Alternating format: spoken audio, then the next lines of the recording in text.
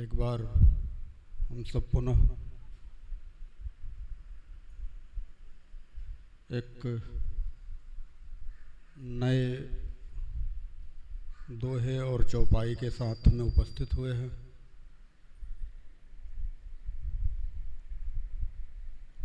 किष्किंधा कांड जो पहले ही बता चुका हूँ कि हमारे राघव सरकार का, हमारे परमात्मा का हृदय है। हम सभी उसी की चर्चा करें।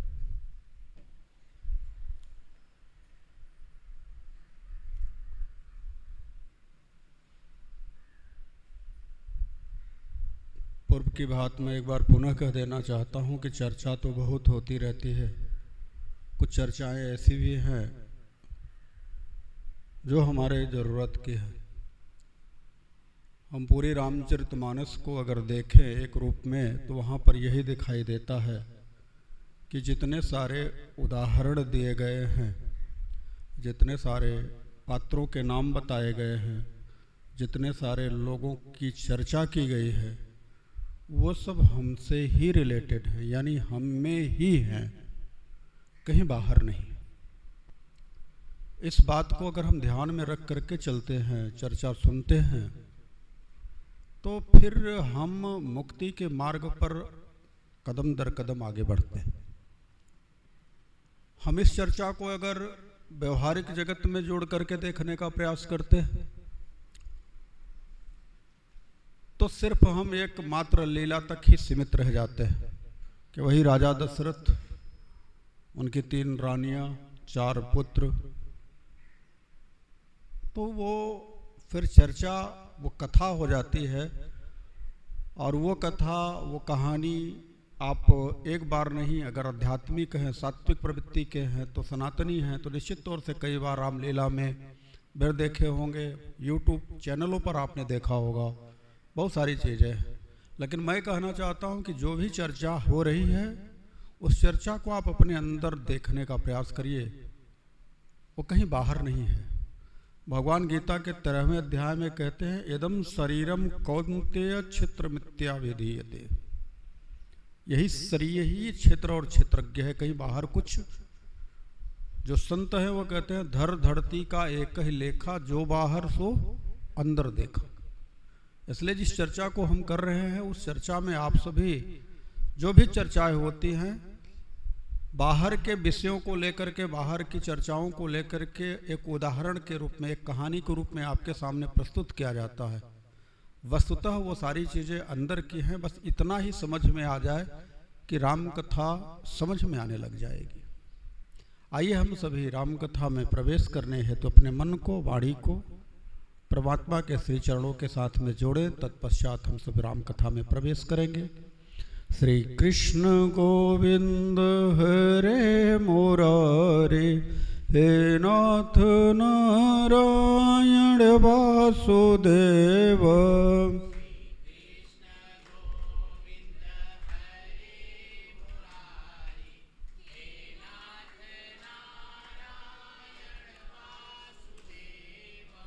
मुकुंद माधव मोहन मुरारी, हे नाथ नारायण वासुदेव।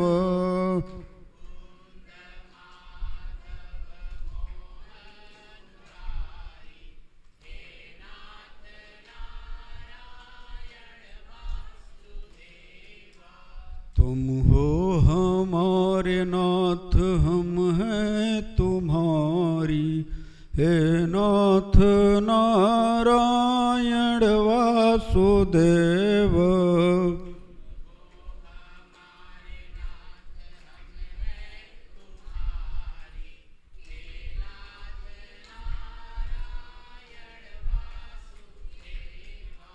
हे नाथ नारायण वासुदेवा।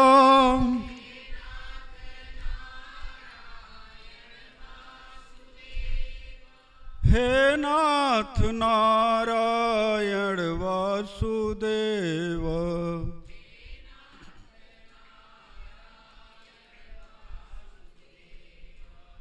श्री कृष्ण गोविंद हरे मुरारी, हे नाथ नारायण वासुदेव।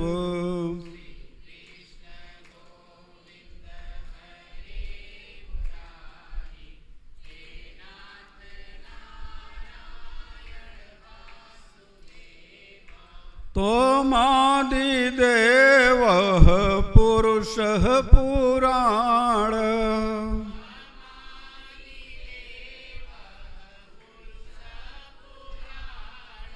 हे नाथ नारायण वासुदेव।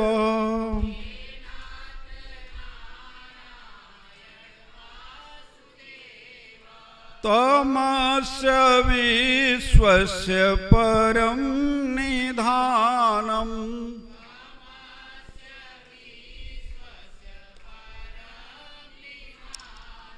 हे नाथ नारायण वासुदेव।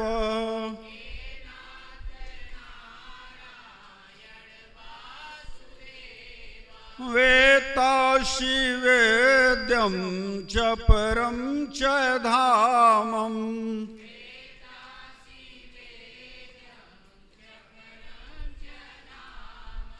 हे नाथ नारायण वासुदेव।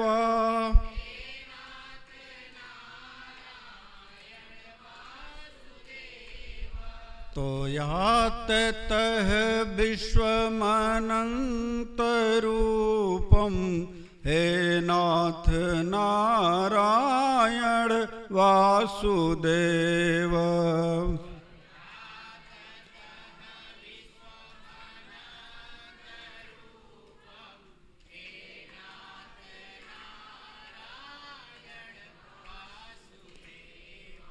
श्री कृष्ण गोविंद हरे मुरारे, हे नाथ नारायण वासुदेव।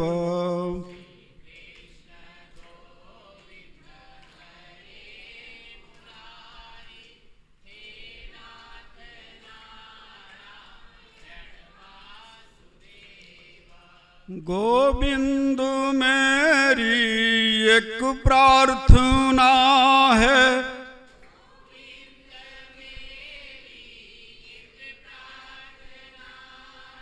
भूलू नहीं नाम कभी तुम्हारा।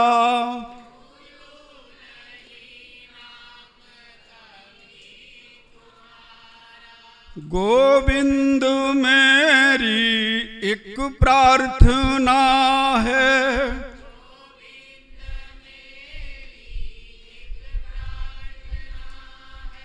भूलू नहीं नाम कभी तुम्हारा।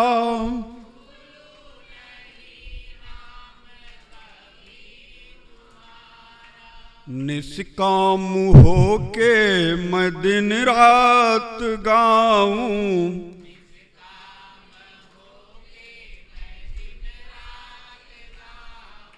हे नाथ नारायण वासुदेव।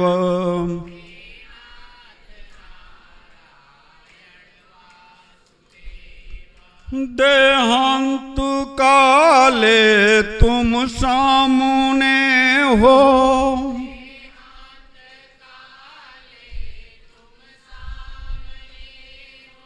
मुरली बजाते मन को लुभाते,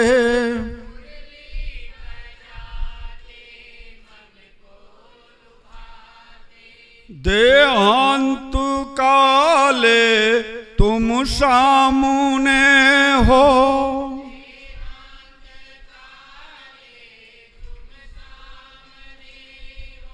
मुरली बजाते मन को लुभाते,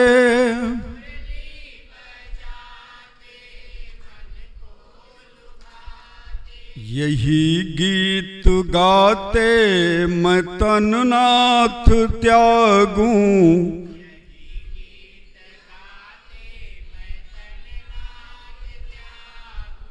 हे नाथ नारायण वासुदेव।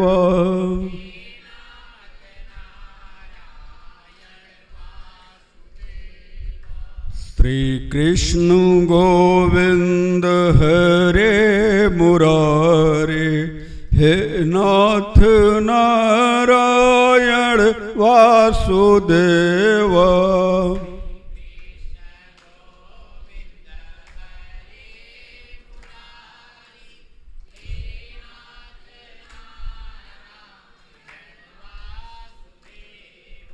हे नाथ नारायण वासुदेव।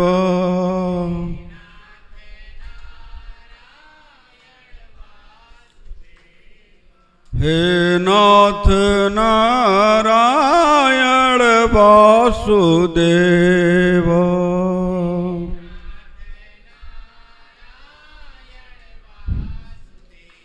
हे नाथ नारायण वासुदेव।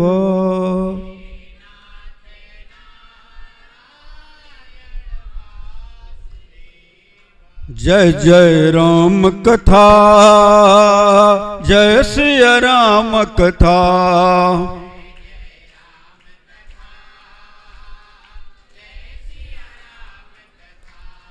इसे श्रवण कर मिट जाती है,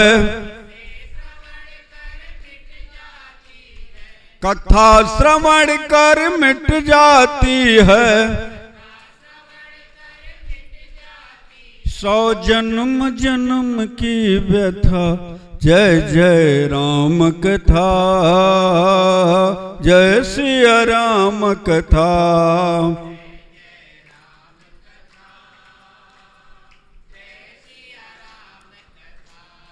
राम कथा कलिकामद गाई, सो जन सजीवन मोरि सुहाई। बुध बेश्राम सकल जन रंजनी, राम कथा कल कलु सब भंजनी। तेरा परमारथ बन जाए, मेरा परमारथ बन जाए। श्री नारद के जथा, जय जय राम कथा, जय सिया राम कथा।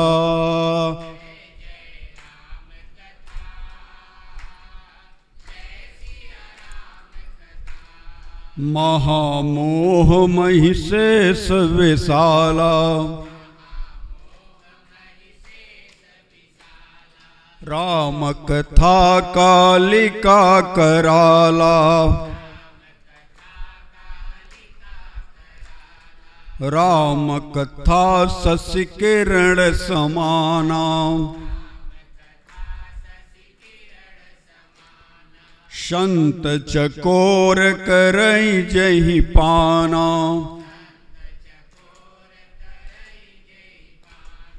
गाकर तू भी अमर हो जाए, पाकर तू भी अमर हो जाए। श्री हनुमंत जथा, जय जय राम कथा, जय सिया राम कथा।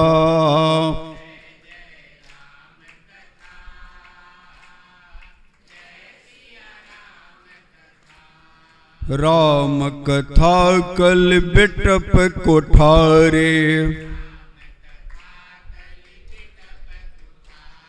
सादर सुनु गिरिराज कुमारी। राम कथा सुंदर कर तारी, संशय विहंग उड़ावन हारी। तेरा सब संशय भागेगा,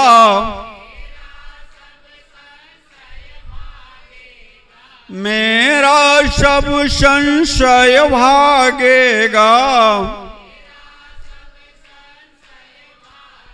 माँ पार्वती के जथा जय जय राम कथा, जय सिया राम कथा।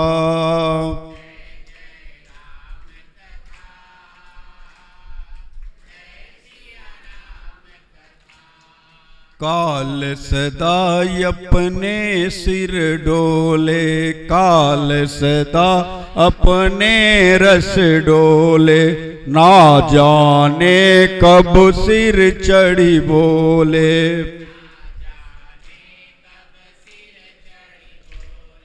काल सदा अपने रस डोले,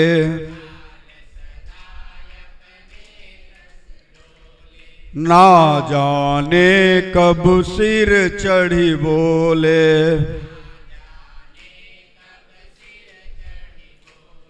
हरि का नाम जपो निस्वासर,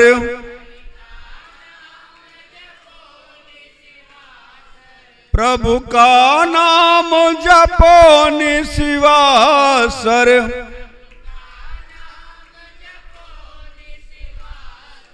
मिट जाएगी व्यथा, जय जय राम कथा, जय सिया राम कथा।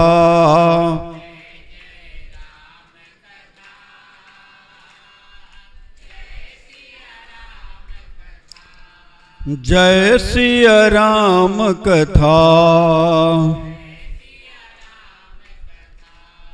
जय सिया राम कथा। बोलो अनंत कोटि ब्रह्मांड नायक परम तत्व परमात्मा की। सच्चिदानंद रूपाय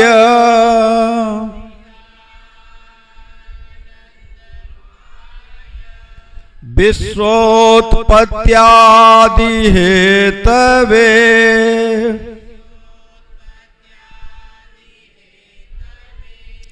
तापत्रय विनाशाय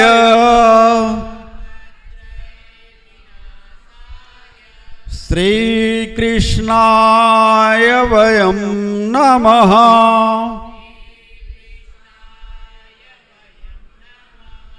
कृष्णाय वासुदेवाय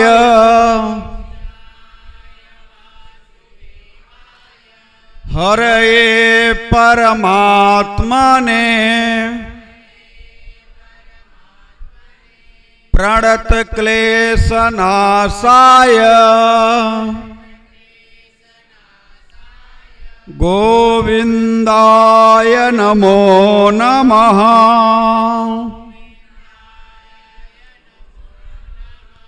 रामाय रामभद्राय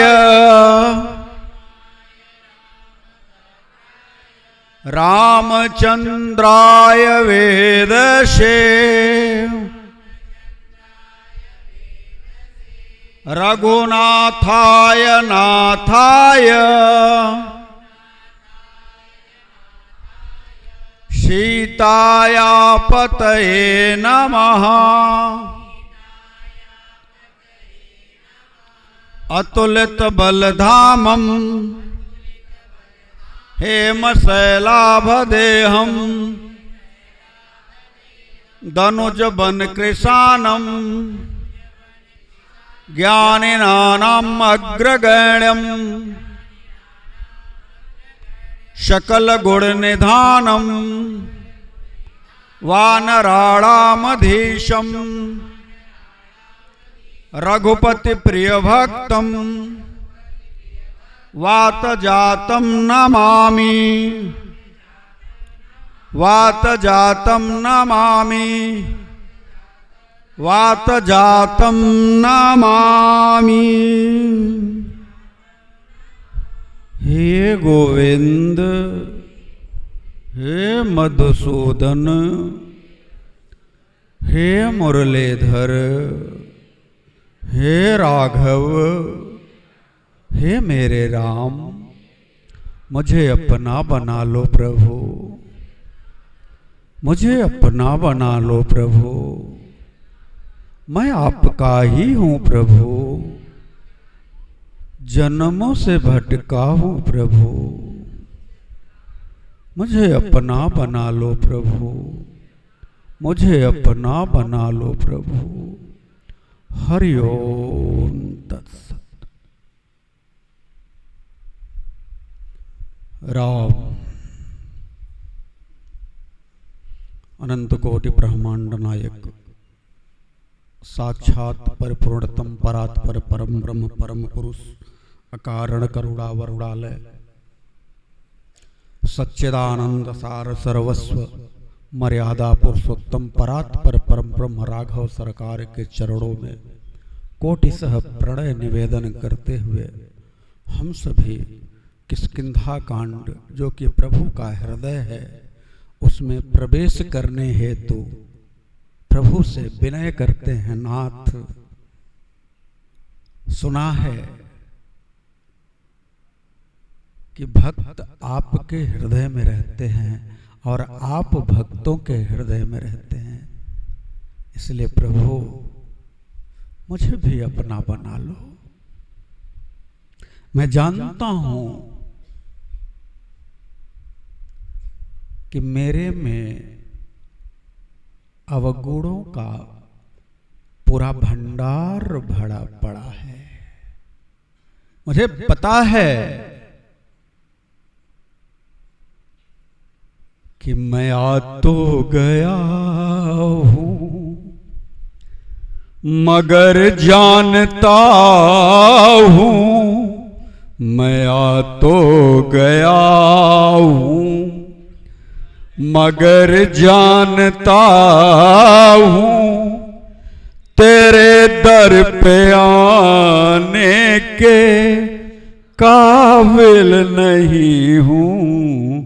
मैं आ तो गया मगर जानता हूं, तेरे दर पे आने के काबिल नहीं हूं। मैं आ तो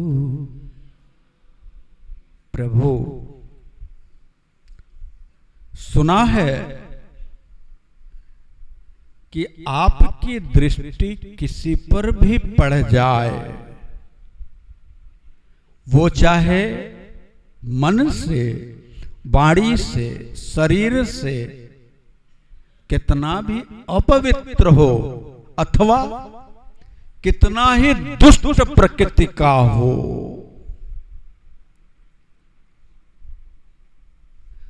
आप तो अपने चरणों का आश्रय दे ही देते हैं। इसी आशा भरोसे के साथ में मैं भी आपके चरणों का दास बन के आपकी कृपा के छांव तले अपनी नैया को पार करना चाहता हूं। प्रभु चरणों में बिठा लो। आपको तो सब कहते हैं शरणागत वत्सल। अरे सुना है आपके जब चरण पादुका को भरत जी महाराज लेकर के चले गए और आप माता सबरी के पास जा रहे थे, रास्ते में एक कांटे ने आपके चरणों को तकलीफ दी, दुख दिया, धस गया आपके चरणों में। ऐसा मैंने सुना है प्रभु कि लक्ष्मण जी दौड़े निकालने के लिए, टूट गया, धस करके आपके इन कोमल चरणों में लक्ष्मण जी निकाल रहे हैं तो प्रभु आप ही ने तो मना कर दिया।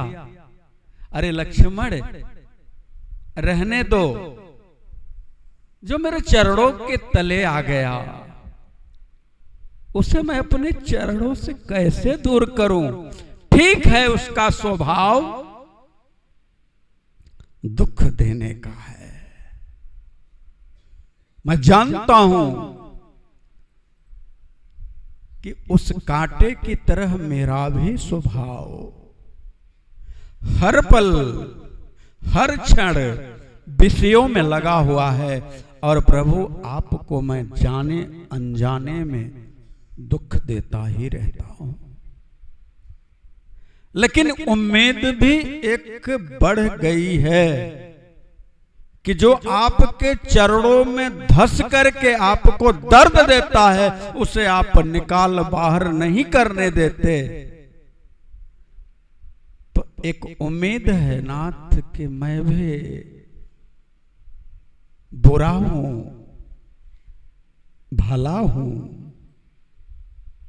मेरे राघव सरकार जैसा भी हूं,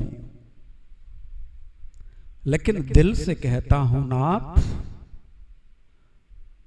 सिर्फ मैं तुम्हारा हूं।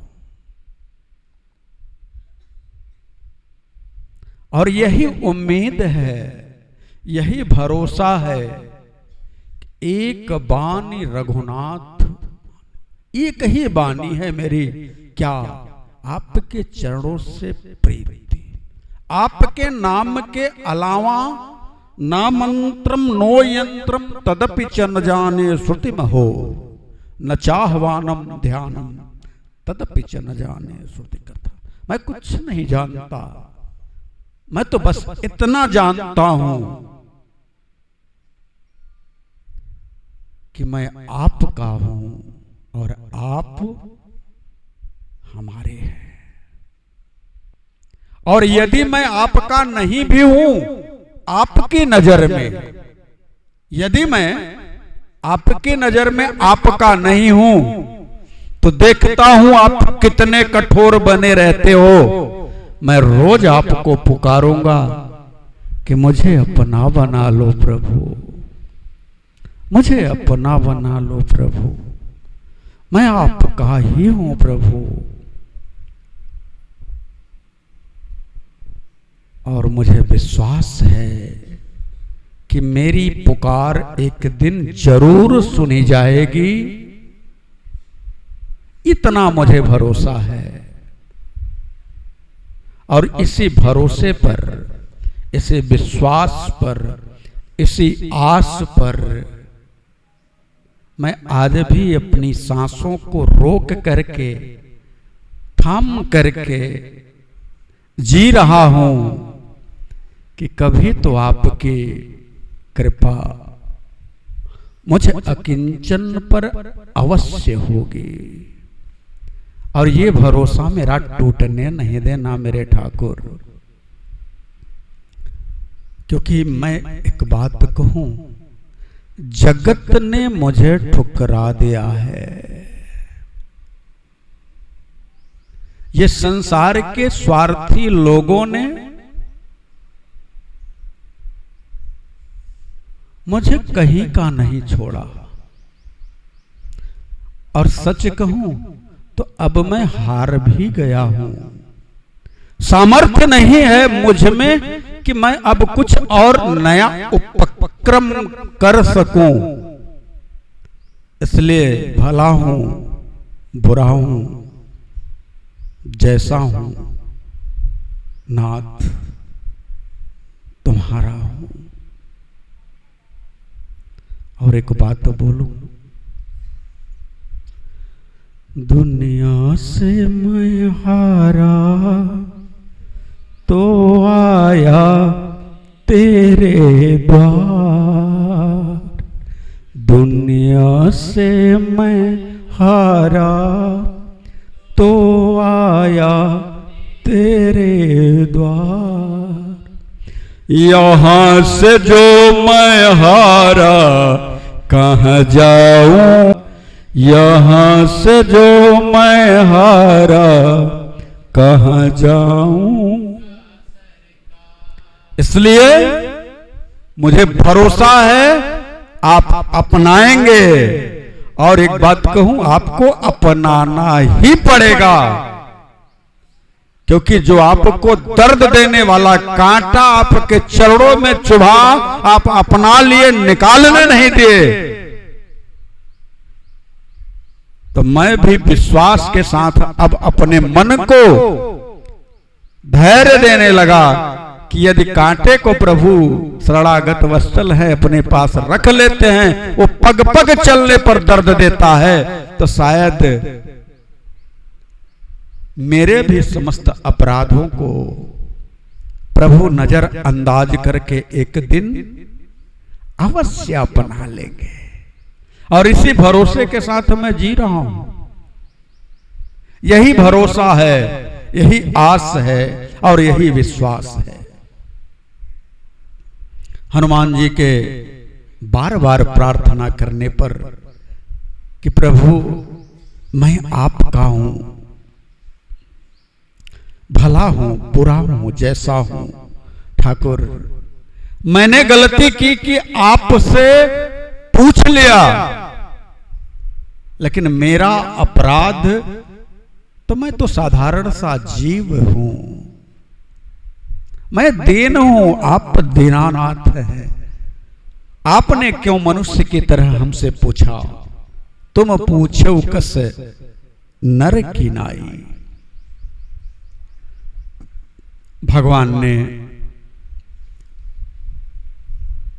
हनुमान जी को आश्वासन दिया कि हनुमान तू मेरा है और तू अपने मन में तनिक भी खेद मत कर, दुखी मत हो। और तुझे प्रेम करने की बात है तो मैं तुम्हें तो प्रेम इतना करता हूं कि मेरे साथ साया की तरह लक्ष्मण जी लगे हैं, लेकिन उनसे भी दूना प्रेम मैं तुमसे करता हूं। सुनो कपि जिय मानस जनी ऊना, सुनो कपि जिय मानसी जनी ऊना, तय मम प्रिय लक्ष्मण ते दूना, तय मम प्रिय। उसी समय भगवान ने एक मंत्र दिया हनुमान जी को। यूं कहें कि हनुमान जी को दीक्षित कर दिया। अब आप कहेंगे हनुमान जी के तो गुरु सूर्य भगवान हैं, तो राघव सरकार ने कब दीक्षित कर दिया। देखिए, दीक्षित होने का अभिप्राय यह नहीं है कि आपके अंतर हृदय में परमात्मा के नाम का ही उच्चारण करके आपको प्रभु का बना लिया जाए। प्रभु की वाणी भी कुछ ऐसी है जिससे आपके लिए आपके कल्याण का मार्ग प्रशस्त हो जाए, वह भी एक प्रकार की दीक्षा ही है। भगवान कहते हैं सो अनन्य जाके असि मति न टरई हनुमन, मैं सेवक सचराचर रूप स्वामी भगवन, रूप स्वामी भगवन। अरे हनुमान, मेरा तो अनन्य वही है जिसकी मति मुझ परमात्मा से अलग हटती ही नहीं, उस सब में मुझे देखता है। यो माम पश्यति सर्वत्र सर्वं च मयि पश्यति, तस्याहं न प्रणश्यामि सच में न प्रणश्यति। जो मुझ में सबको देखता है, सब में मुझे ही देखता है, जो भेद दृष्टि से रहित है वही मेरा है, वो मेरा अनन्य है, और तू मेरा अनन्य है। अब देखिए, हनुमान जी ने जब ये सुना कि प्रभु ने तो मुझे अपना बना लिया, देखिए सर्टिफिकेट वहीं से मिलेगा जिसके प्रति आपकी पूर्ण रूप से आस्था हो जाए, भरोसा हो जाए और उसकी परीक्षा में आप पास हो जाए। प्रभु ने भी परीक्षा ली और परीक्षा में पास भी हो गए हमारे हनुमान जी महाराज, और रो करके कह भी दिया कि नाथ, हमने तो आपसे पूछा तो पूछा, लेकिन आपने हमसे ऐसा क्यों पूछा? मैं मंद मोह बस, एक तो मैं मंद हूं, दूसरे मोह के वशीभूत हूं, तीसरा कुटिल हृदय अज्ञान, और पुनि प्रभु मोहि बिसारे हो। अरे इतनी बड़ी गलती कर दी हमने, ठीक है, लेकिन इसके बाद भी तो आप मेरी खबर ले सकते थे ठाकुर, लेकिन पुनि प्रभु मोहि बिसारे हो। और आप कहे क्या जाते हो? दीन बंधु भगवान, आप दीन बंधु हो। तब प्रभु ने कहा, तू मेरी परीक्षा में पास हुआ। और फिर हनुमान जी ने जब प्रभु के स्वरूप को देखा ठीक से, तो प्रभु, अब यहां एक बात को ध्यान से समझ लीजिए, तो आप समझ लीजिए रामचरितमानस के भाव को समझ जाएंगे। हम सभी प्रकृति में हैं और हमारे ठाकुर पुरुष हैं। हम प्रकृति में हैं, हम चाहे स्त्री हो चाहे पुरुष हो, हम सभी स्त्रीलिंग हैं। मेरी बात को समझने का प्रयास करिएगा। आप कहेंगे हम तो पुरुष हैं तो हम स्त्री कैसे हो गए? देखिए, पुरुष एक ही है और परात्पर परम ब्रह्म है, और स्त्री भी एक ही है, वह अष्टांगी प्रकृति, जिसके अंतर्गत जगत के समस्त जलचर थलचर नभचर वो स्त्रीलिंग से संबोधित ही होते हैं। और इसी कारण से आप सभी के नाम का जब उच्चारण किया जाता है तो उसमें लिखा जाता है श्री, पहले रख दिया जाता है। श्री कौन है? और लक्ष्मी स्त्रीलिंग है। इस बात को ध्यान रखिएगा। और यहां पे ये बात एकदम सिद्ध कर रहे हैं हनुमान जी। चौपाई है, देखि पवन सुत पति अनुकूला, देखि पवन सुत पति हृदय हरस बीती सब सूला, हृदय हरस बीती सब सूला। हनुमान जी ने अपने पति को अनुकूल देखा। पति का मतलब होता है पाते रक्षति इति पति, जो हमारा पतन होने से बचा दे, हमें गिरने से बचा दे, हमें भव संसार में बार बार मेरा जो पतन हो रहा है उससे जो हमें बचा ले, वही तो पति है। और इस भवसिंधु में गिरने से बचाने वाला एक ही है, एक ही है। वो कौन है? तो कहा पूर्णमदः पूर्णमिदं पूर्णात् पूर्णमुदच्यते पूर्णस्य पूर्णमादाय पूर्णमेवावशिष्यते। वही जो पूर्ण है, वही अधूरे को पूर्ण कर सकता है। राम नाम एक अंक है, सब साधन है शून्य,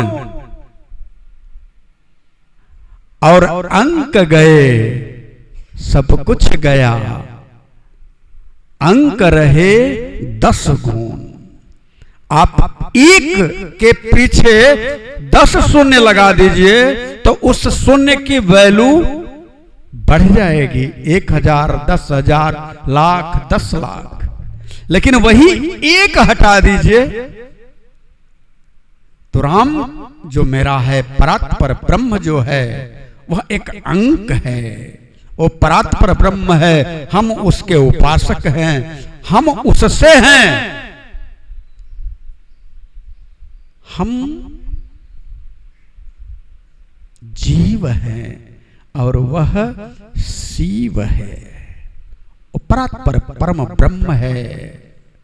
इसलिए बिना राम के यह जगत, अनंत कोटि ब्रह्मांड स्थिरता को प्राप्त नहीं हो सकता। राम ही है जो सबके अंदर रमण करके सबके जीवन को चलायमान कर रहा है। जिसके अंदर से राम निकल गया उसका काम तमाम हो गया। रमन्ते योगिनः यस्मिन् स रामः, वही राम है। आज हनुमान जी महाराज ने अपने पति को, अपने मालिक को, अपने प्रियतम को, अपने पिता को, अपने उस आराध्य को जो पतन होने से बचा लेता है, उसे अनुकूल जाना, अपने अनुकूल जाना। तो लिखते हैं गोस्वामी तुलसीदास जी कि जितना कष्ट हुआ था, जितना रोए गए थे, वह सब भूल गया, बीती सब सूला, और हृदय में हर्ष उत्पन्न हो गया। अब तो प्रभु का मुख निकारे, तब उनको ध्यान आया कि हम आए किस लिए थे। अब ध्यान आया कि हम चले क्यों थे, हमारा प्रयोजन क्या था। तो जब ध्यान आया तो प्रभु की तरफ मुंह करके बोले, प्रभु नाथ शैल पर कपिपति रही, नाथ शैल पर कपिपति रही, सो सुग्रीव दास तव अहि, सो सुग्रीव दास तव अहि। हे ठाकुर, ऋषमुख पर्वत पर एक कपिपति रहता है। कपिपति का अर्थ क्या है? ये बहुत बड़ी बात है। कपि का मतलब होता है बंदर, आप सब जानते हैं। और बंदर का जो स्वरूप है वह मन का है। मन ही यही उछल कूद करता है। अब थोड़ा सा दूसरे स्तर से चर्चा कर रहे हैं, आप समझने का प्रयास करिएगा। कपि का अर्थ क्या है? बंदर। और ये मन भी बंदर ही है, कभी इस डाल पर और कभी उस डाल पर। अभी यहां बैठा है और कहीं और चला जाता है। हमेशा ये उछल कूद करता है। लेकिन इस मन के ऊपर जिसने अधिपत्य स्थापित कर लिया हो, यानी जिसने मन को बस में कर लिया हो, वही कपि का मालिक है, कपिपति। तो पहला चीज हनुमान जी महाराज कहना चाहते हैं कि प्रभु एक आपका दास रहता है जो अपने मन को बस में करने की क्षमता प्राप्त कर लिया है, जिसका मन अब बस में है। और आप तो खुद कहते हैं नाथ कि यही तेर जितः सर्गो ऐसा साम्य स्थितम मना, उसने समस्त संसार को जीत लिया, जिसका मन समत्व में स्थित हो गया। तो प्रभु उसका भी मन समत्व में तो नहीं स्थित हुआ, लेकिन उसने अपने मन के ऊपर विजय प्राप्त कर ली है। जीव है, लेकिन इतना आगे निकल चुका है कि उसने मन को अपने बस में कर लिया है। आप सभी ना, आप सभी मन के, हम सभी गुलाम हैं। और जब गुस्सा आती है तो आप कह भी देते हैं जो मेरा मन करेगा वो करूंगा। अच्छा, जो आपका मन कहेगा वो करेंगे आप, तो यानी मन जो आपका कहेगा वो मालिक और आप हो गए। लेकिन यहां पे हनुमान जी कहते हैं, हे नाथ शैल पर कपिपति रही। एक ऋषमुख पर्वत है और वहां पे एक कपिपति रहता है। ऋषमुख पर्वत का अर्थ तो आप सबको विदित होगा। संतों की जो वाणी निकलती है, जहां सत्संग होता है, यदि आप वहां प्रतिदिन सत्संग में शामिल होने के लिए आ जाइए, तो जितने समय तक आप सत्संग में रहेंगे, मन आपका सत्संग में लगा रहेगा। कहीं उछल कूद, अब बहुत बड़े विषय होंगे तो बात अलग की है। तो जब तक जीवात्मा सत्संग रूपी पहाड़ पर रहता है, यानी ऋष्य मतलब ऋषि, मूक मतलब वाणी, जहां संतों की वाणी निकल रही हो, अगर उसके इर्द गिर्द उसके सानिध्य में जीव रहता है, तो उसका मन एक न एक दिन वह अपने मन पर विजय प्राप्त कर लेता है, मन को अपने अधीन कर लेता है। तो इसी बात को हनुमान जी कहते हैं, नाथ शैल पर कपिपति रही। नाथ शैल कपिपति रही, सो सुग्रीव दास तव अहि। सो सुग्रीव। अब आप समझें, अगर जिसने अपने मन को बस में किया तो उसका कोई लक्षण तो होना चाहिए। भाई, जिसने मन पे विजय प्राप्त करी तो उसके अंदर से कुछ तो, उसकी कुछ तो झलक मिले। कैसे हम पहचानेंगे इसका मन इसके बस में हुआ है? तो हनुमान जी पहचान बता रहे हैं, वह सुग्रीव है, यानी जिसकी ग्रीवा सुंदर हो गई है। अच्छा, ग्रीवा सुंदर कब होगी? गला सुंदर कब होगा? जब घटिया स्तर के बात बोलोगे तब होगा सुंदर। जब किसी की बुराई करोगे तब ग्रीवा सुंदर होगी। जब किसी को गाली दोगे तब ग्रीवा सुंदर होगी। कैसे ग्रीवा सुंदर होगी? ग्रीवा सुंदर होने का सिर्फ एक ही उपक्रम है कि अब इसके अंदर से प्रभु के नाम का उच्चारण होने लग जाए, प्रभु के नाम के गीत निकलने लग जाए। अब इस ग्रीवा से उल्टे सीधे कुछ गाने, कुछ उल्टी सीधे चीजें, कुछ गलत व्यवहारिक अव्यवहारिक बातें, किसी की शिकायत, किसी की बुराई निकलनी बंद हो जाए।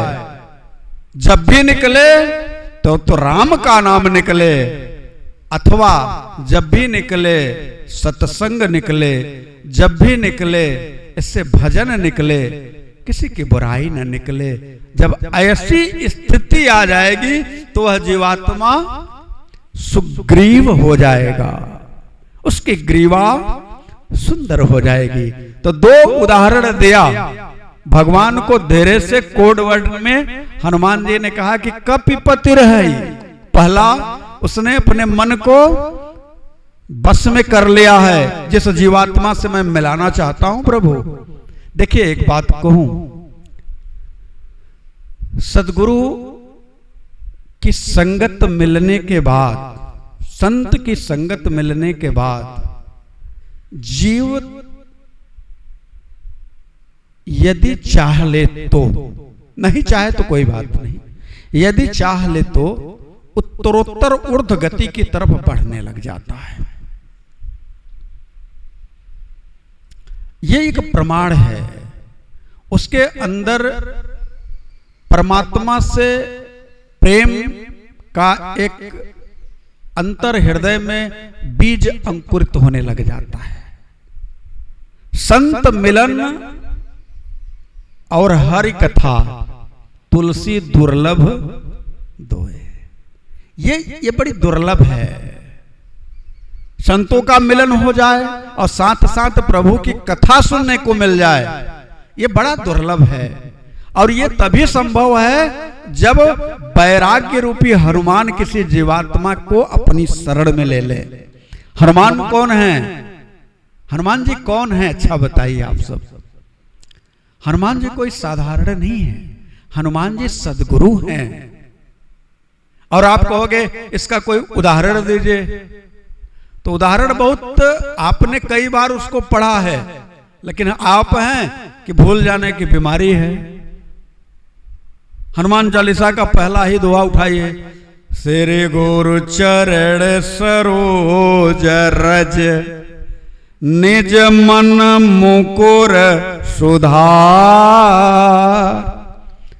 बरण रघुवर विमल जस जो दायक फल चारि, जो दायक। हनुमान जी महाराज कहते हैं मैं उस गुरु के चरण सरोज की रज की वंदना करता हूं। तो किसी ने पूछा गोस्वामी तुलसीदास जी किस गुरु के चरण रज की आप वंदना करते हैं? तो कहा जो मेरे मन के टेढ़ेपन को सही कर दे। तो गुरु के पास अगर कोई शिष्य जाता है तो गुरु उसको उसके मन को बार बार बता करके मन को बस में करने की क्रिया विधि ही बताता है।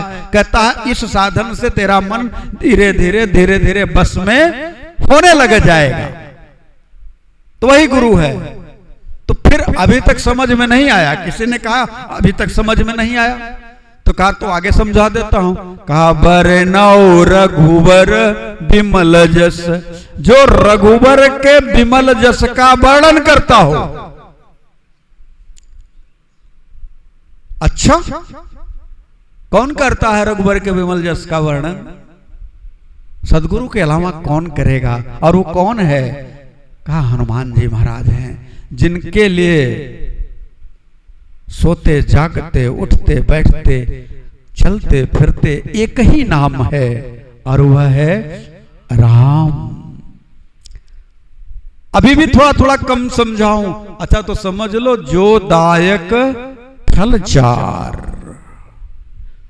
जो धर्म अर्थ काम और मोक्ष को प्रदान करने की क्षमता रखता है, वही सदगुरु है और वही हमारे हनुमान जी हैं। किसी ने कहा इतने से बात नहीं बनी, ये कुछ कम समझ में आ रहा है। गोस्वामी तुलसीदास जी ने कहा कम समझ में आ रहा है तो अंतिम में चलो। जय जय जय हनुमान गोसाई, जय जय जय हनुमान कृपा करहु गुरुदेव की नाई, कृपा करहु। अब तो कन्फर्म हुआ ना कि गुरुदेव ही हैं। तो आज एक गुरु मिला है जीव रूपी सुग्रीव को। वह जीव रूपी सुग्रीव जो ऋष्यमुख पर्वत पर यानी संत समागम करने लग गया है, जिसने अपने भाई, जिसका भाई कर्म रूपी बाली उसे परेशान कर रहा है, तो कर्म रूपी बाली से परेशान होकर के जीव संत की शरण में आकर के सत्संग करने लग गया है, सत्संग में बैठने लग गया है। जिसने अपने मन को अपने बस में कर लिया है, जिसकी ग्रीवा सुंदर हो गई है, वह जीव हे नाथ अब आपकी बाट जोह रहा है, आपकी प्रतीक्षा कर रहा है। हनुमान जी की बात सुनकर के ठाकुर जी बोले ठीक है, अच्छी बात है। तो फिर जब अच्छी बात है तो प्रभु एक बात और बोलूं? भगवान ने कहा बोलो, बोल ही दो, अब क्या बोलना चाहते हो? हनुमान जी ने कहा नाथ, तहि सन नाथ मैत्री की जय, तहि सन नाथ मैत्री की जय, दीन जानी तहि अभय करी जय, दीन जानी तहि अभय। हनुमान ने जब यह बात कही तो भगवान ने बोला कुल ज्यादा नहीं बोल गए तुम? अभी कह रहे हो कि नाथ शैल पर कपिपति रही सो सुग्रीव, और फिर कहा दास तव अहई, वो मेरा दास है। और फिर तुम कह रहे हो तहिसन नाथ मैत्री कीजिए, उससे मित्रता कर लीजिए। अरे भाई दो बात कैसे होगी? या तो दास ही रहे, दास रहेगा तो ठीक है और मित्रता हो जाएगी, तो फिर दास कहां रह गया? भाई मित्र तो बगल में बैठ जाएगा ना। हनुमान जी ने कहा एक बात कहूं प्रभु, आप उससे मित्र बना लीजिए। क्यों? इसमें मेरा स्वार्थ है। प्रभु ने कहा तुम्हारा कौन सा स्वार्थ है इसमें? उसको मैं मित्र बना लूंगा तो तुम्हारा कौन सा स्वार्थ सिद्ध हो जाएगा? कहा प्रभु ये बहुत दिन से ये दास की कुर्सी पर बैठा हुआ है, और जब इसे मित्र बना लेंगे आप तो कुर्सी खाली हो जाएगी, और उस कुर्सी पर मैं बैठ जाऊंगा, क्योंकि मैं तो आपके चरणों का दास ही रहना चाहता हूं। मुझे कोई पद नहीं चाहिए, और मैं पद लेकर के संतुष्ट भी नहीं रह पाऊंगा। आप लोगों को तो पता है हमारे राघव सरकार जब रावण को जीत करके अयोध्या पधारे तो सबको विभाग बांटा गया, कोई ये पद ले ले, कोई एक पद ले ले। तो ये हुआ हनुमान जी को कौन सा पद दिया जाएगा? हनुमान जी चरणों में बैठ गए, कहे प्रभु हम एक पद से संतुष्ट नहीं होंगे, हमको दो पद चाहिए। भरत शत्रुघ्न लक्ष्मण सब लोग उनकी ओर चकित होकर के देखने लगे, लो सबको एक एक पद मिल रहा है, इनको दो चाहिए। भगवान तो जानते हैं सबके उर अंतर बसत जानत भाव को भाव, भगवान तो जानते हैं, लेकिन अपने भक्त के मुख से कहलवाना चाहते हैं। तो हनुमान तुझे कौन कौन सा पद चाहिए? हनुमान चरणों में बैठ करके दोनों हाथों से प्रभु के चरण उठा करके कहता यही दोनों पद चाहिए, इन दोनों पद के अलावा मुझे संसार का कोई पद नहीं चाहिए। मैं और पद लेकर के क्या करूंगा? जन्म जन्म रति राम पद, ये ऐसा पद है, इस पद को पाने के बाद किसी अन्य पद की कोई आवश्यकता नहीं रह जाती। तो इसमें सुग्रीव की मित्रता आपसे यदि हो जाती है ठाकुर, तो जो पद है वो खाली हो जाएगा, उसमें मैं विराजमान हो जाऊंगा। और दूसरी एक बात और कहना चाहता हूं,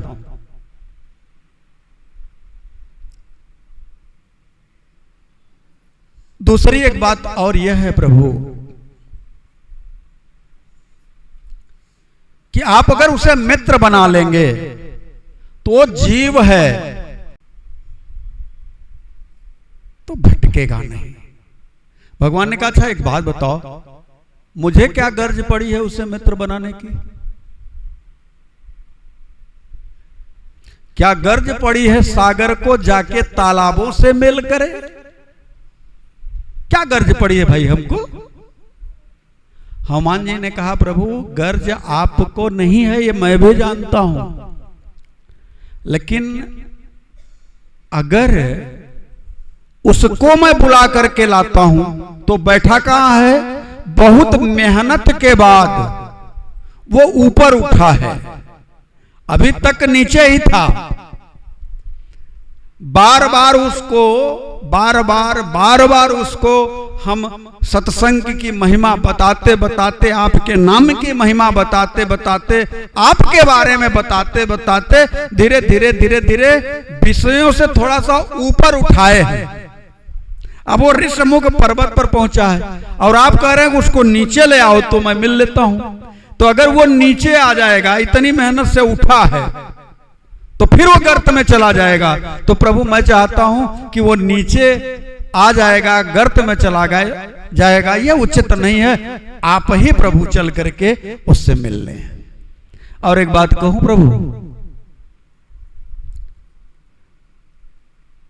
आपके पास अगर वो आएगा तो दुनिया कहेगी कि सुग्रीव ने राम से मित्रता करी,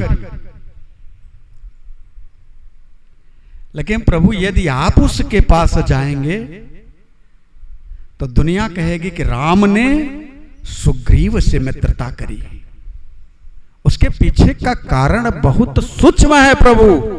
भगवान ने कहा व्यक्त कर दो कौन सा कारण है, सूक्ष्म है तो बता दो भाई। हनुमान जी ने कहा प्रभु जगत में जीव का दो भाव होता है, एक मरकट भाव और दूसरा मार्जार भाव। तो मरकट भाव में तो वो उपलब्ध ही है, वो कपी है ही, और वो उछल कूद करेगा ही करेगा। मरकट भाव का आशय आप सबको एक बार पुनः बता दूं। एक बंदरिया अपने छोटे से बच्चे को अपने पेट में चिपका करके, वो बच्चा अपनी मां को पकड़े रहता है और डाल से उछल कूद करती रहती है, लेकिन पकड़ता कौन है? बच्चा। मां उछल कूद करती रहती है। ये मरकट भाव है। अगर बच्चे ने गलती कर दी तो उछल कूद कर रही है बदरिया, निश्चित तौर से उसका बच्चा गिरेगा और मर जाएगा, हाथ छूट भी सकता है। और एक होता है मार्जार भाव। इसमें इस भाव को कहते हैं बिल्ली, मार्जार कहते हैं बिल्ली को। मार्जार भाव का आशय है कि बिल्ली जब अपने बच्चे की गर्दन को पकड़ती है, उसी दांतों से पकड़ती है जिस दांत से बड़े बड़े चूहे की हड्डियां चबा जाती है, उसी दांत से अपने बच्चे की गर्दन को पकड़ती है और बच्चा एकदम पूर्ण रूप से मां के भरोसे कोई क्रिया प्रतिक्रिया नहीं करता, और मां कई घरों में घुमाती रहती है अपने बच्चे को। बच्चे को पूरा भरोसा है कि मेरी मां मुझे जहां भी ले जाएगी सुरक्षित ले जाएगी। और प्रभु वह बिल्ली का बच्चा जिस तरह से आश्वस्त रहता है, मैं चाहता हूं कि सुग्रीव भी उसी बिल्ली के बच्चे की तरह आश्वस्त हो जाए। और नाथ, जो साधक हैं, जो भगत हैं, जो आप ही के आश्रित हैं, तो चाहे बिल्ली गर्दन पकड़े और उठा करके कहीं भी ले करके जाए, उसको कोई फर्क नहीं पड़ता। उसी प्रकार से साधक भी कहता है नाथ, न कोई उलहना नहीं कोई अर्जी,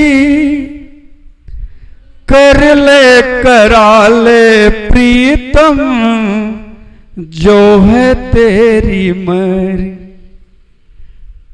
अब जो तू कहोगे नाथ वही मैं करूंगा, जहां ले चलोगे वही मैं चलूं, जहां नाथ रख दोगे, जहां नाथ रख दोगे वही मैं रहूंगा, जहां ले चलो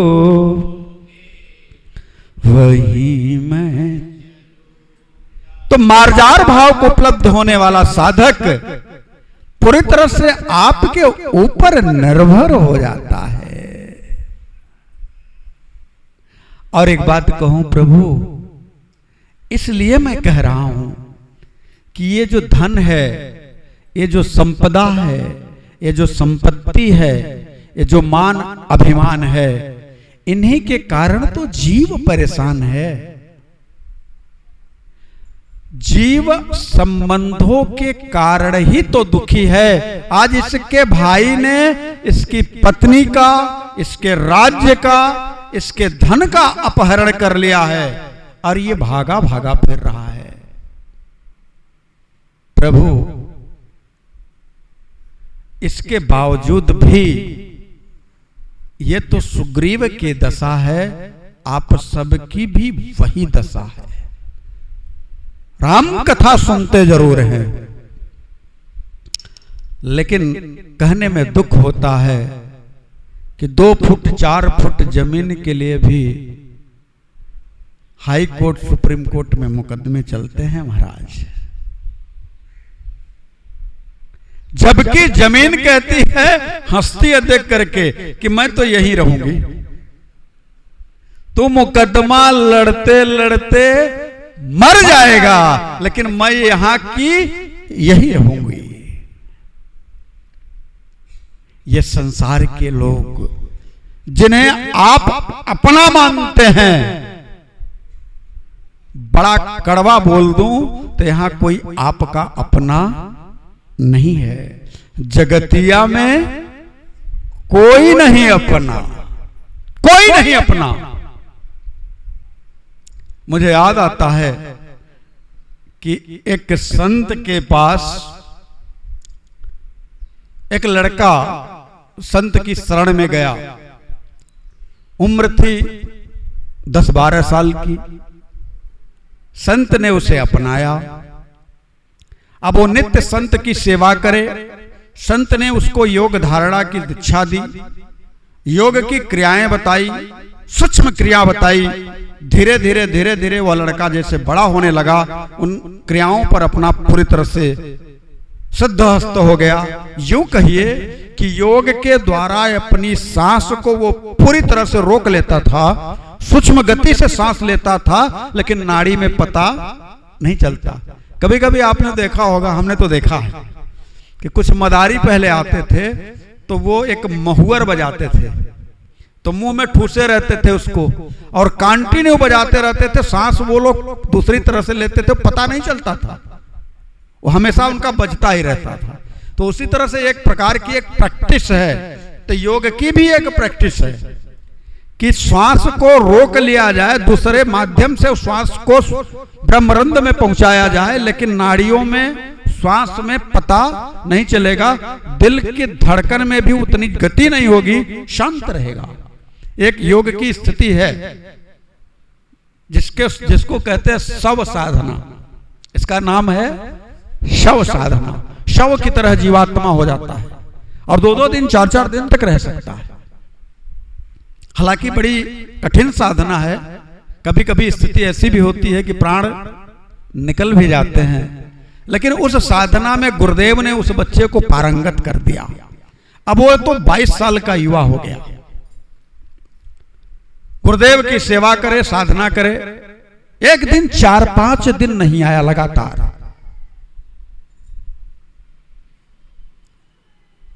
तो छठे दिन जब आया तो गुरुदेव ने ने पूछा कहां रह गए थे? तो गुरु जी की तरफ सर झुका करके बोला, गुरुदेव मेरी सगाई हो गई है, इसलिए 4-5 दिन मैं नहीं आया। गुरुदेव ने कहा, अच्छा अच्छा, अब तो बेटा तुम हमसे गए।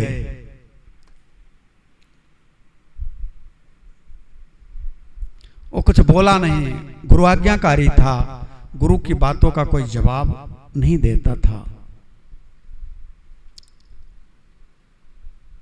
2-3 महीना बीता, फिर लगातार आता रहा। 2-3 महीना बीता तो 10 दिन तक नहीं आया। 11वें दिन आया। गुरुदेव ने पूछा, कहाँ रह गए थे? बोला, गुरुदेव मेरा विवाह हो गया है। गुरुदेव ने कहा, अच्छा, अब तुम माता पिता से गए।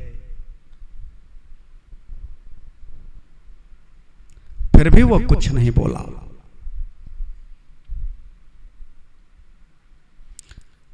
दो 3 साल के बाद एक समय ऐसा आया कि फिर 1 हफ्ते तक वो नहीं आया।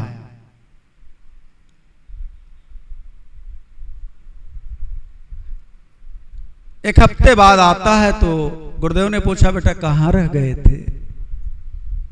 गुरुदेव, घर में एक बाल गोपाल आया है, इसलिए 1 हफ्ता रुक गए। गुरुदेव ने कहा, बेटा तुम अपने से गए।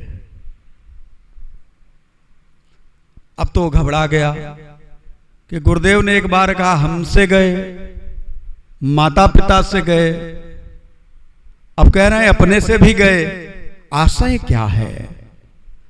बड़ी हिम्मत करके पूछा, गुरुदेव मैं समझ नहीं पा रहा। गुरुदेव ने कहा, बेटा जब तुम मेरे पास छोटी अवस्था में आया था तो मैंने जब तुम्हें योग की सारी बारीकियां समझाई तो मैंने समझा था कि अब तुम मेरे ही साथ रहोगे और जैसे मैं चल रहा हूं उसी पद्धति उसी व्यवस्था में रहोगे, तो तुम्हें शादी वादी नहीं करनी होगी और सारा कुछ सब कुछ ठीक रहेगा और तुम मेरे जगह पर होकर के जगत का कल्याण करोगे। लेकिन जिस दिन तुमने कहा कि मेरी सगाई हो गई तो मैं समझ गया कि अब तुम मुझसे गए। फिर जब तुमने ये कहा कि मेरा विवाह हो गया तो हमने ये कह दिया कि तुम माता पिता से गए, क्योंकि अब तुम्हारा जो माता पिता के प्रति सेवा का भाव था वो बट जाएगा, कम हो जाएगा। अब तो तुम पत्नी की तरफ बट जाओगे, तुम्हारा ध्यान चला जाएगा। और जब तुम्हें पुत्र रत्न की प्राप्ति हुई तो मैंने कहा बेटा तुम अब अपने से गए, अब तुम अपना भी ख्याल ठीक से नहीं कर पाओगे, अब इसी बाल बच्चे में नून तेल लकड़ी में परेशान रहोगे। शिष्य ने कहा, गुरुजी ऐसा जो आप कह रहे हैं ऐसा कुछ है नहीं, मेरे परिवार के लोग मेरे लिए प्राण देते हैं, मेरे माता पिता मेरे लिए प्राण देने के लिए तैयार हैं, मुझे इतना मानते हैं, मेरी धर्म पत्नी धर्म परायणा है, मैं क्या कहूं, मेरा घर जो है स्वर्ग से बड़ा है, स्वर्ग का सुख उतना नहीं मिलेगा जितना इंद्र को जितना मुझे मिलता है। गुरुदेव सब कुछ अच्छा है आपकी कृपा से। गुरुदेव ने कहा तू जो कह रहा है ना ये सब ऊपर की बात है, हकीकत से पाला नहीं पड़ा है, हकीकत से पला पड़ेगा आंख खुल जाएगी। बोला गुरुजी तो हकीकत से पाला पड़वा ही दीजिए। गुरुदेव ने कहा चल ठीक, तू जा अपने घर, 5 दिन के बाद तुम योग के माध्यम से अपनी श्वास को रोक ले और लेट जा बिस्तर पे। वैद्य आए, डॉक्टर आए, जो भी आया नाड़ी पकड़ा, घर वाले रोने लगे कि इनको क्या हो गया है। डॉक्टर जितने भी आए उन्होंने कहा इनकी तो हार्ट बीट चल नहीं रही है और अब ये डॉक्टर क्या बोलते हैं, नो मोर। डॉक्टर बोल करके गए, ही इज नो मोर ना। अब तो पत्नी दहाड़े मार करके रोने लगी, पिता माता रोने लगे, लेकिन गुरु आदेश है वो तो एकदम शांत चित्त पड़ा हुआ है अपने प्राण वायु को रोक करके। अब जानते हो जब ऐसा संकट आता है तो गुरुजी जी याद आते हैं। अब हुआ कि जिस गुरु के पास इतना दिन जाता रहा उनको बताया जाए, जल्दी से उनको बुलाया जाए। गुरुजी भी प्रतीक्षा में थे, रोते रोते कोई गया और कहा कि वो तो निपट गए, गुरुजी को तो सब पता है। तो वो आए, देखे, सीने पर कान लगा करके देखा तो कहा हाँ अब तो ये मर गया। पिता रोते रोते बोले गुरुदेव बचा लीजिए, कोई उपाय करिए, एक ही संतान है मेरे पास, अब क्या होगा मेरा। गुरुदेव ने कहा कुछ हो सकता है। कहें अरे हो सकता है, कहें बड़ी हो तो सकता है, लेकिन दिक्कत की बात यह है कि फिर आप लोग चाहते हैं कि ये बच जाए। बोले बिल्कुल चाहते हैं बच जाए, जो कीमत चुकानी होगी हम चुकाने के लिए तैयार हैं। गुरुदेव ने कहा ठीक है, एक कटोरा दूध लाइए। एक कटोरा दूध लाया गया, कहा उसमें थोड़ा सा चीनी मिला दीजिए। चीनी मिलाया गया। अब तो शिष्य लेटा है एकदम शवासन में। गुरुदेव ने वो कटोरे का दूध ले आया और सर से लेकर के पांव तक 7 बार घुमाया उसके, और घुमाने के बाद कहा ये कटोरे का दूध जो पी लेगा ये उठ के बैठ जाएगा, वो मर जाएगा, ये बैठ जाएगा, ये पक्का है। इसके अंदर मैंने प्राण शक्ति खींच करके इस कटोरे के दूध में डाल दिया है। अब ये जो है, जो इसके ऊपर है वो जो पिएगा वो मर जाएगा, और जो इसको बहुत ज्यादा मानता हो, अपने प्राण से ज्यादा प्राण देने के लिए जो इसके लिए तैयार हो, वो इसको पी ले। कटोरा बढ़ाया पिता की तरफ। पिताजी ने कहा अगर मैं पी लेता हूं तो मेरी बुढ़िया का क्या होगा,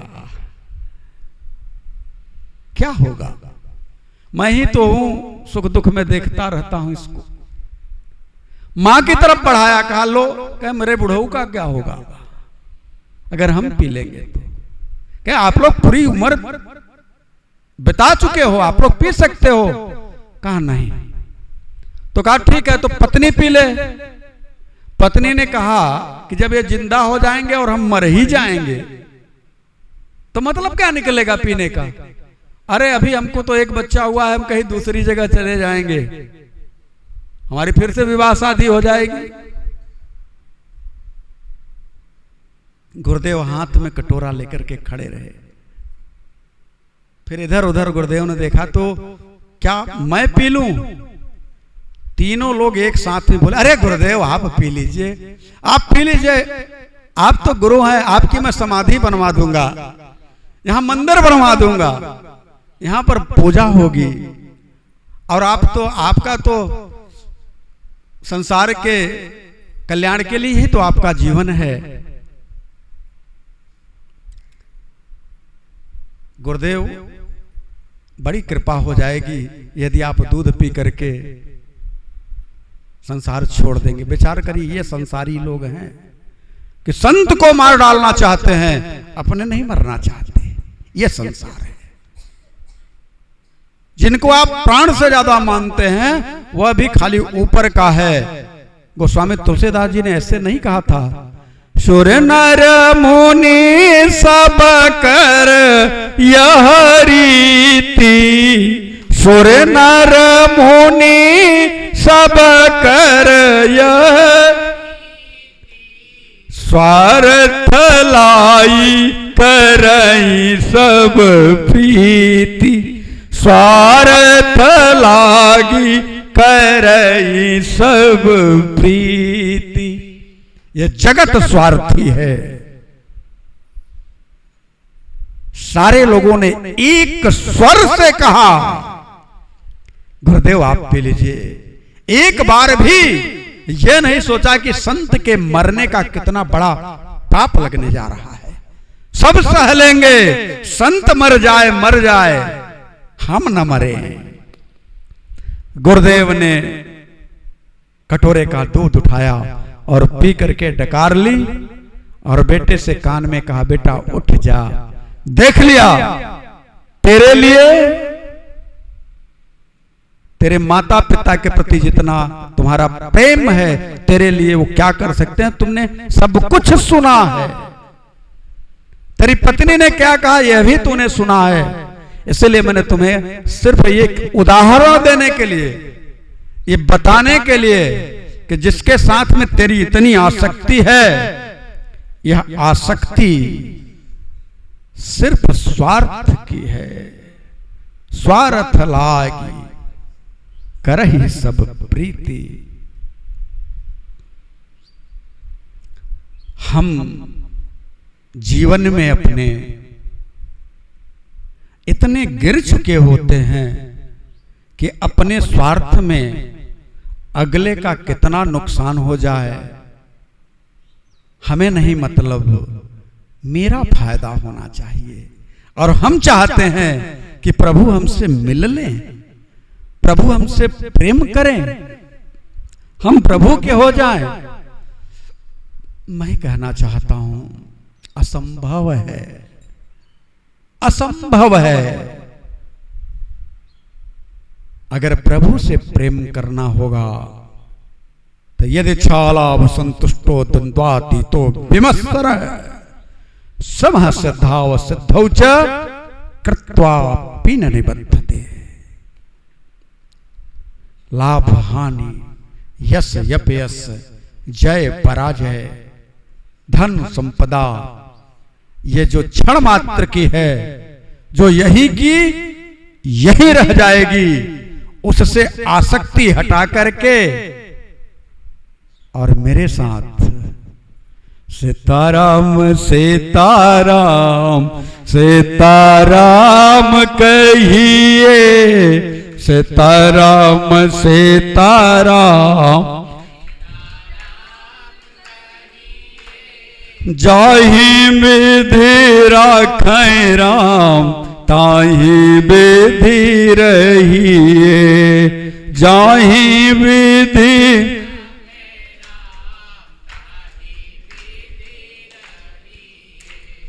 किया अभिमान तो फिर मान नहीं पाएगा, किया अभिमान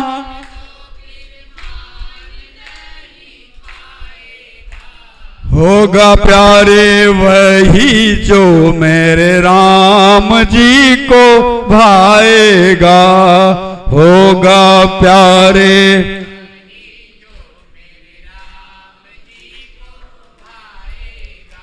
किया अभिमान तो फिर मान नहीं पाएगा, किया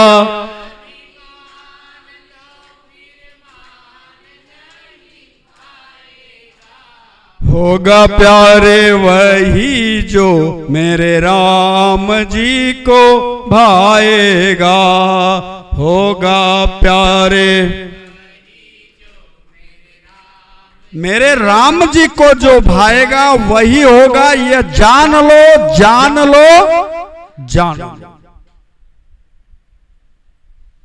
तू करता वही है जो तू चाहता है, लेकिन होता वही है जो वो चाहता है। तो उपाय क्या है? कहा कर तू वही जो वो चाहता है, होगा वही जो तू चाहता है। बस अब से अभी से तय कर लो कि प्राण चले जाएं, लेकिन मेरे मुख से मेरे राम का नाम ना छूटे ना जाए। जिस दिन यह भाव उतर आएगा, उस दिन आपकी भी स्थिति सुग्रीव की हो जाएगी। और जब सुग्रीव की स्थिति होगी तो आपको ऊंचा नीचा अच्छा बुरा सब में आपको राम दिखाई देने लग जाएगा। फिर आपके अंतर से भेद दृष्टि समाप्त हो जाएगी। यही भेद दृष्टि, ये मेरा ये तेरा, मैं अरु मोर तोर तय माया, जही बस कीन्हे जीव निकाया। तो ये भेद दृष्टि जब समाप्त हो जाएगी, निश्चित तौर से आपकी दशा, आपकी स्थिति सुग्रीव की हो जाएगी।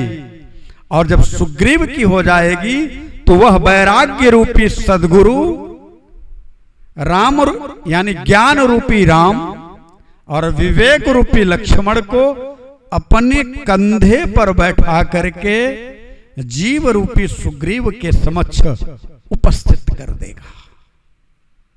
लेकिन कब?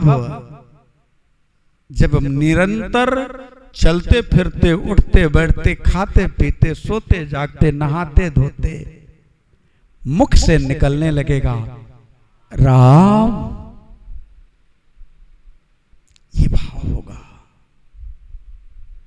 कौन है ऊंचा, कौन है नीचा, सब में वही समाया। कौन है ऊंचा, कौन है नीचा, सब में वही भेद भाव के झूठे भरम में ए मानव भरमाए। भेद भाव के झूठे भरम में ए मानव भरमाया।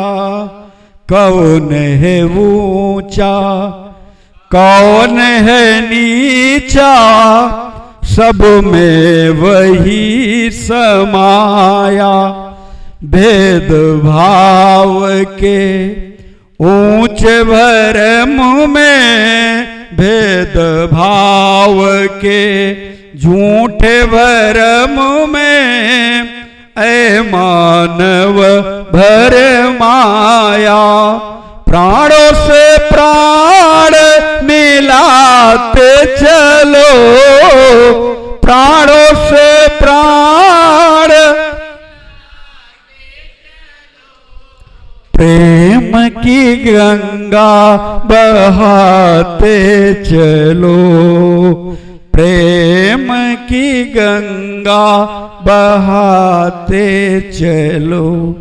राह में आए जो दीन दुखी, राह में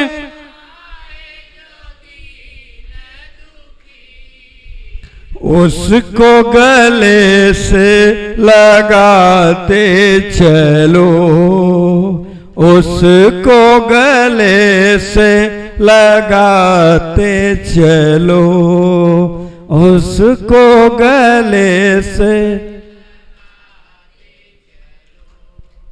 भगवान ने हनुमान जी की प्रार्थना सुनी। हनुमान जी ने कहा प्रभु अब आपने जब उसे मित्र मानने की तैयारी कर ही ली है तो इस दास को सेवा का अवसर दे दिया जाए। भगवान ने कहा दास बने नहीं कि सेवा शुरू। हनुमान ने कहा प्रभु वह दास ही कैसा जो सिर्फ दास का भाव रखे और सेवा से दूरी बनाए, वो दास ही कैसा। और प्रभु तो आप ही तो कहते हैं कि जो भक्त है वो मेरे हृदय में निवास करता है।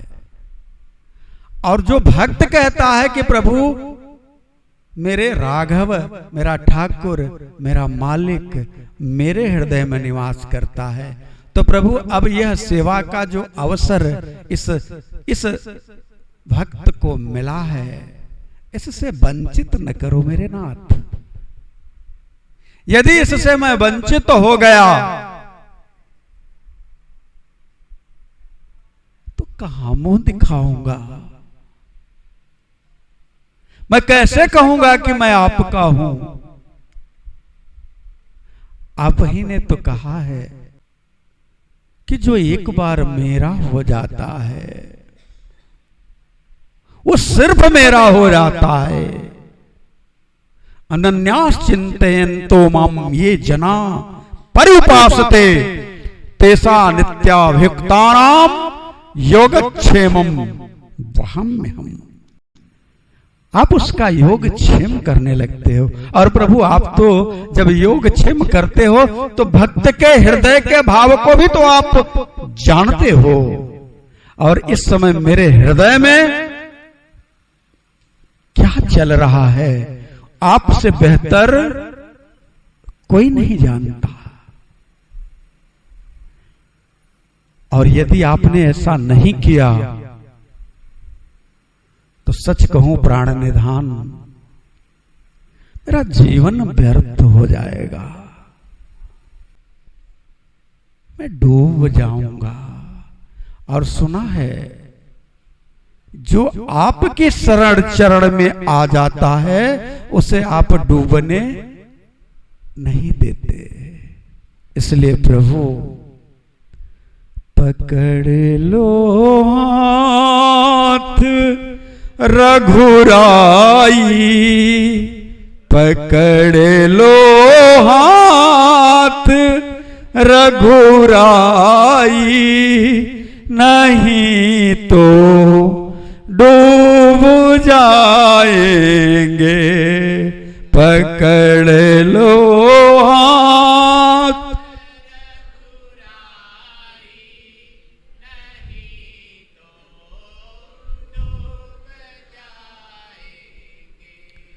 हमारा कुछ न बिगड़ेगा, हमारा कुछ न बिगड़ेगा, तुम्हारी लाज जाएगी।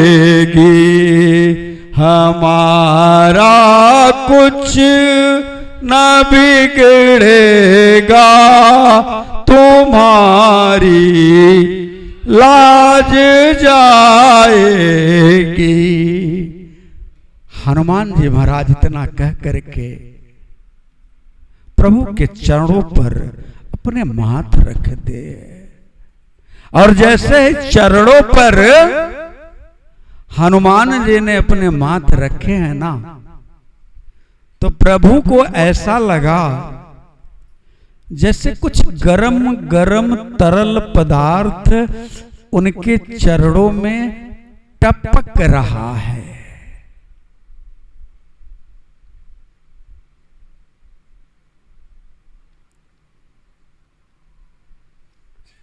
प्रभु ने कहा हनुमंत ये क्या है, ये क्या है? तू ज्ञानिना नाम अग्रगण्यम है, तो रो क्यों रहा है?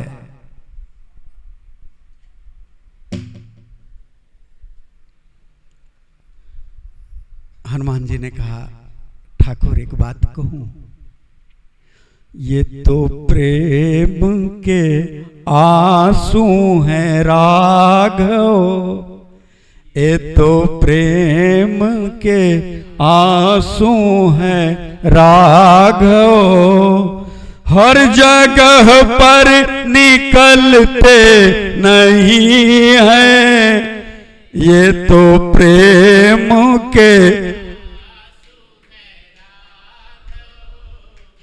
हर जगह पर निकलते,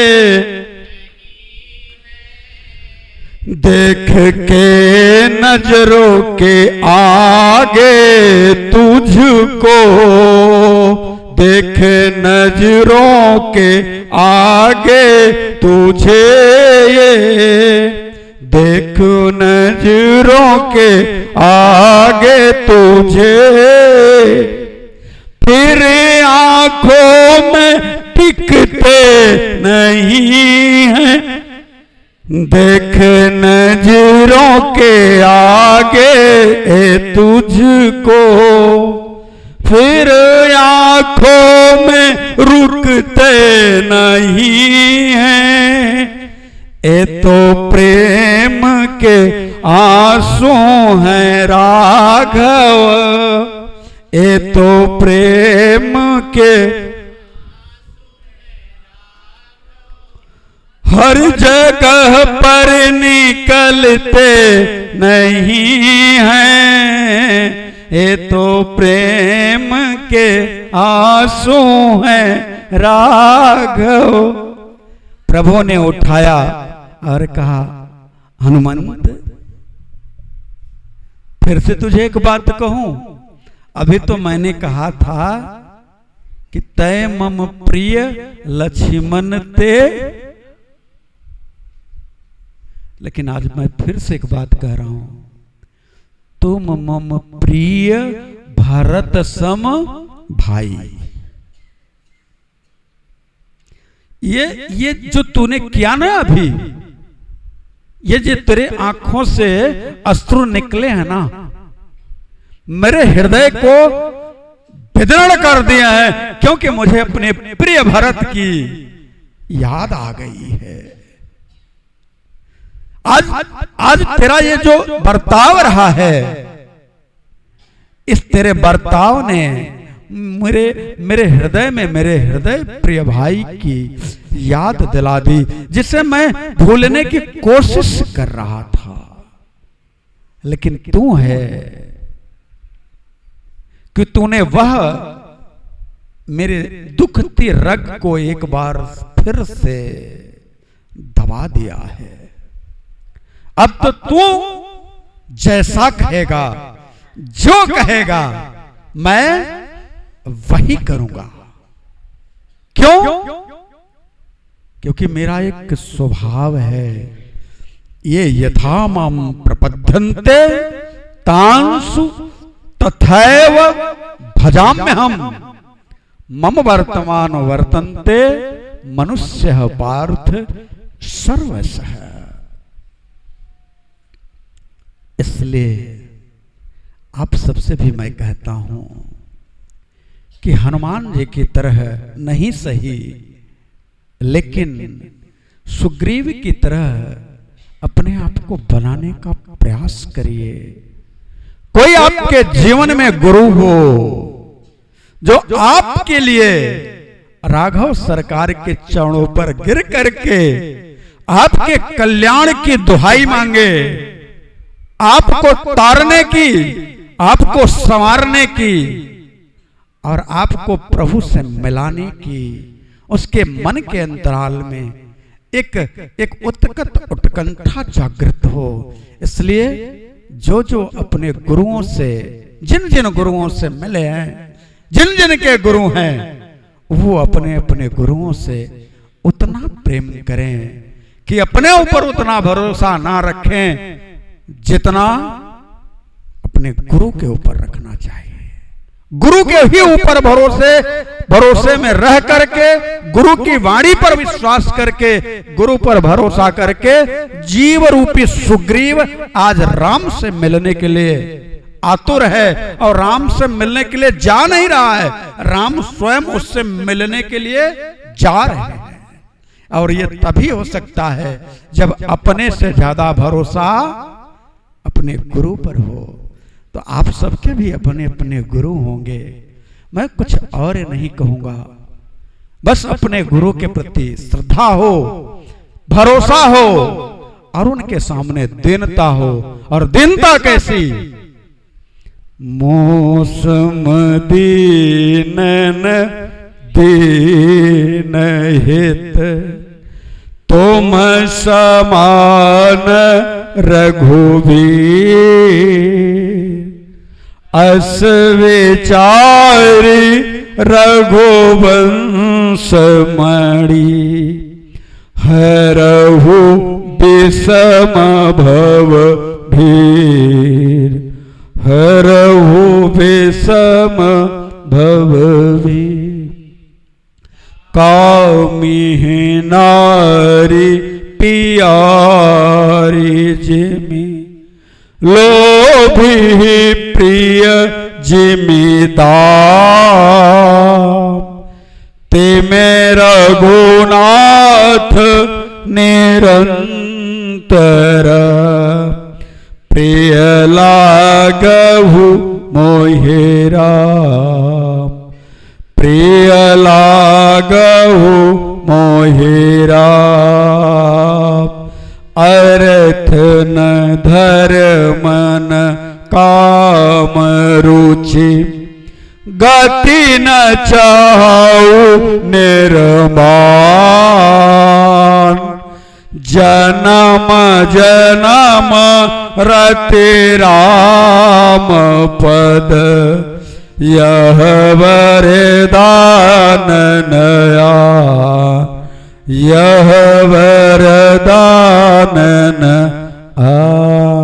बोलो परात्पर परम ब्रह्म सच्चिदानंद राघव सरकार की जय। आज के लिए बस इतना ही। हर हर महादेव। हरि ओम।